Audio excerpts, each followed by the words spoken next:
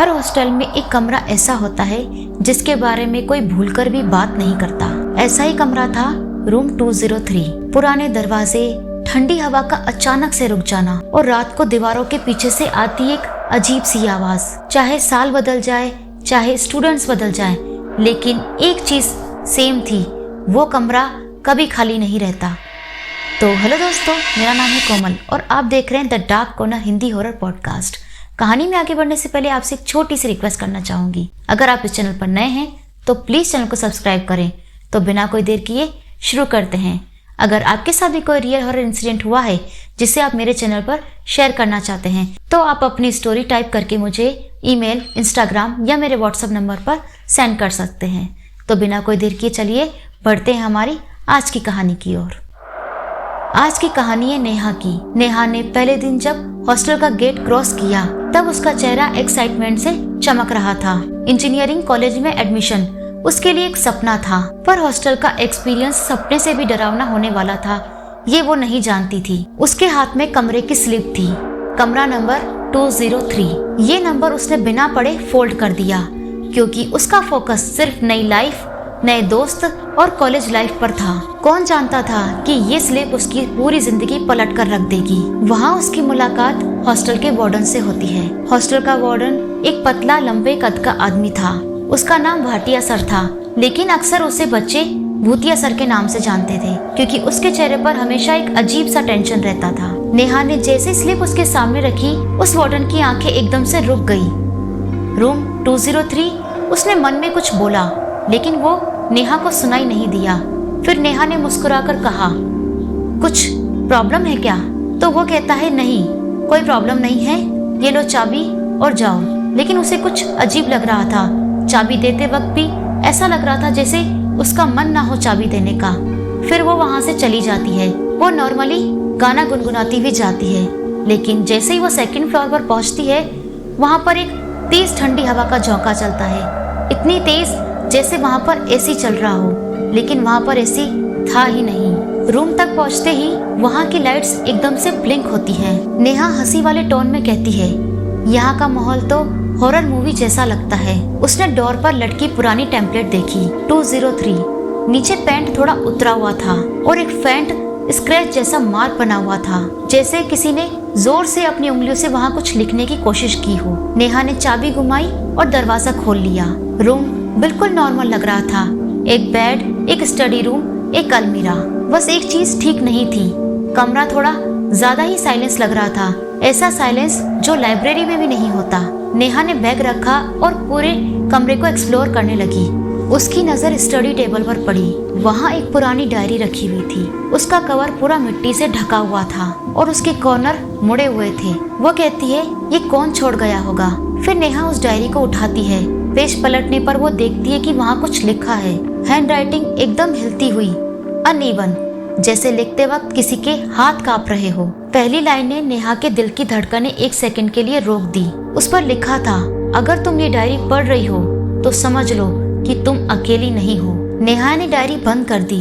वो कहती है, शायद किसी सीनियर का काम होगा, कोई मजाक कर रहा होगा। उसने डायरी साइड कर दी और बेड पर बैठकर वो फोन देखने लगी। रूम्स की लाइट नॉर्मली ऑन थी। नेहा ने एक एयरफोन लगाकर म्यूजिक चला दिया।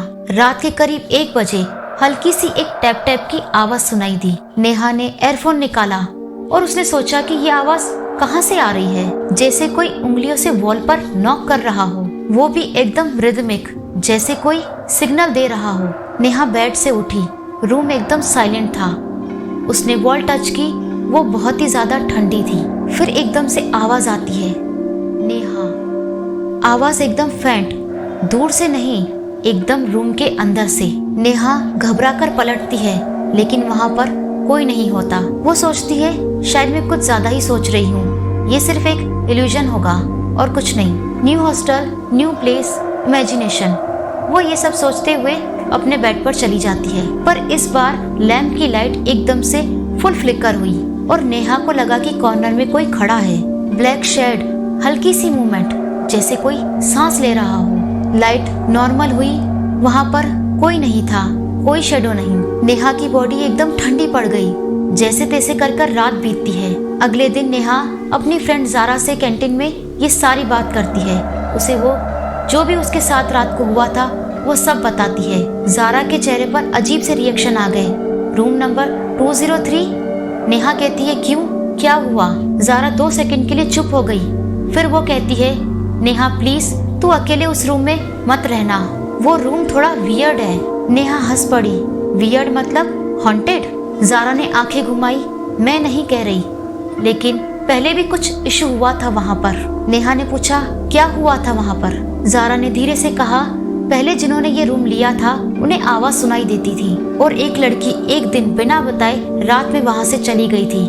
उसके बाद से वहाँ पर कोई ज्यादा दिन तक नहीं टिकता। नेहा के चेहरे से हंसी गायब हो जाती है। वो डायरी शायद उसकी होगी। जारा ने डायरी का नाम सुनते ही बोला अगर वो डायरी पुरानी है तो उसे फेंक दो, ऐसी चीजें रखना सही नहीं होता। नेहा ने डायरी के बारे में दोबारा सोचा। उसे ऐसा लग रहा था कि रात को वो डायरी उसे देख रही थी। रूम में लौटकर नेहा ने डायरी फिर उठाई। इस बार कवर थोड़ा और ज्यादा ही पुराना लग रहा था, जैसे एक दिन में वो और ज्यादा खराब हो गया हो। उसने डायरी खोली। उसमें एक एक्स्ट्रा पेज था, ऐसा पेज जो पहले नहीं था। उस पर लिखा था रात में जब लाइट ब्लिंक हो तो समझ लेना वो यही होता है। नेहा का दिल जोर जोर से धड़कने लगा। ये किसने लिखा? कल रात तक तो ये यहाँ नहीं था। तभी दरवाजे के पास से धक धक सी आवाज आती है, जैसे वहाँ से कोई गुजर रहा हो। नेहा डायरी लेकर रूम के बाहर निकली और वार्डन के पास गई। सर रूम 203 में एक डायरी मिली है। भाटिया सर का चेहरा पीला पड़ गया। डायरी? किस डायरी की बात कर रही हो तुम? नेहा ने डायरी टेबल पर रखी। वार्डन ने जैसे ही वो डायरी देखी उसके हाथ कांप गए। ये डायरी, इससे दूर रहो, तुम समझ नहीं रही हो। नेहा इरिटेट हो गई। सर प्रॉब्लम क्या है? रूम में अजीब आवाजें आती हैं, लाइट्स ब्लिंक होती है, कॉर्नर में कोई खड़ा दिखाई देता है। आप सच बताते क्यों नहीं हो? वार्डन ने धीमी आवाज में कहा। रूम 203 खाली रहता ही नहीं। जो पहले यहाँ रहते थे उन्होंने कुछ ऐसा किया था, अब ये रूम एक जान मांगता है। नेहा का गला सूख गया।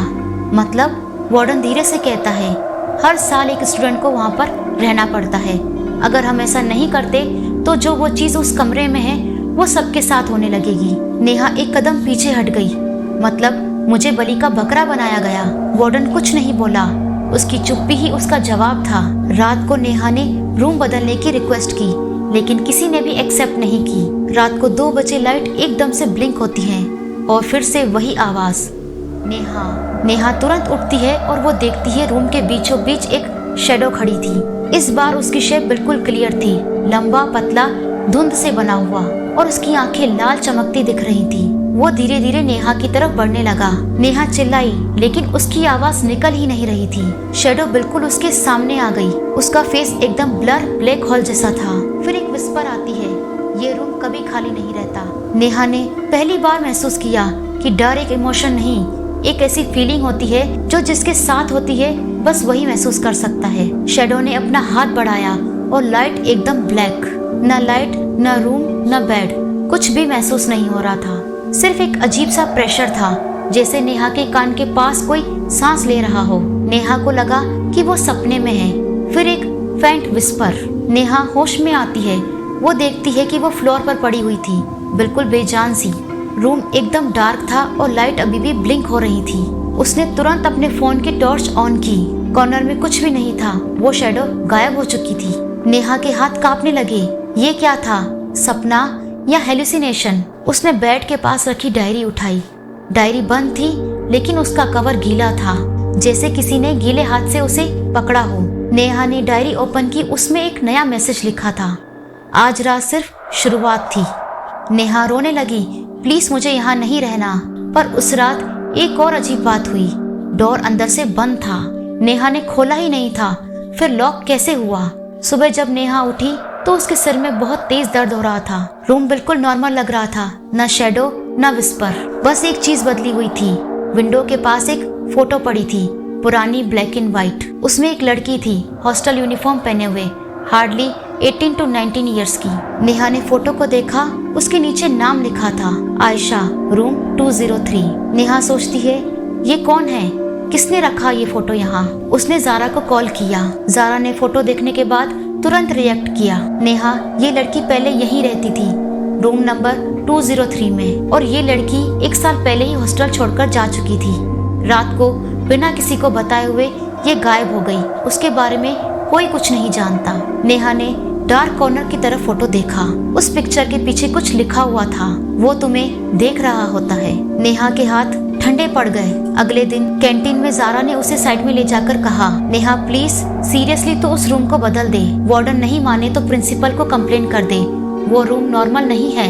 नेहा डिप्रेस टोन में बोली, जारा कल रात मुझे कोई साया दिखाई दिया, वो मेरे पास आया। मैं चल नहीं पा रही थी। मैं चिल्लाई लेकिन मेरी आवाज नहीं निकल रही थी। जारा शॉक्ड हो गई।